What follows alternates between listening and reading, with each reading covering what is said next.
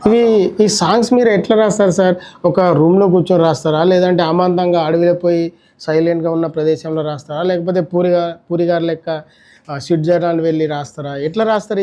ఈ థాట్స్ ఎలా వస్తాయి మీకు? థాట్స్ అనేది ఎప్పుడు ఎక్కడ ఎట్లొస్తదనేది ఎవరు చెప్పలేరు. ఓకే.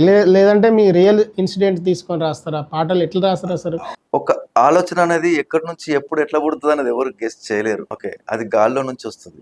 మనం ఏదైనా ఒక విషయం గురించి ఆలోచిస్తున్నామంటే దాని మీదనే మనసు లగ్నం చేస్తాం. దాని గురించి ఆలోచిస్తాం. Yes sir. సో, అట్లాంటి టైంలో ఏందంటే మనకు తెలియకుండా మైండ్‌లో ఒక క్రియేషన్ జరిగిపోతుంది. దాన్ని ఆ రైట్ టైంలో పట్టుకోగలిగితే అదే మన ఔట్‌పుట్. సో, డైరెక్టర్ గారు మాకేదైతే చెప్తారో సిట్యుయేషను, వాళ్ళు ఏదైతే అనుకుంటారో, అది మేము కరెక్ట్ అర్థం చేసుకుంటాం. అర్థం చేసుకోలేకపోతే కష్టమైపోతుంది. అర్థం చేసుకున్నా గూడా వాళ్ళని మెప్పించాలి. ప్రేక్షకులను మెప్పించాలి. అక్కడ డైరెక్షన్ టీమ్‌ని మెప్పించాలి. అందరిని మెప్పించాలి. అందరిని మెప్పించి 100కి 100 మాత్రం మెప్పించలేము. కానీ అయినా గూడా మెప్పించగలము అనుకోనే మనం చేస్తేనే అక్కడ సక్సెస్ ఒస్తది.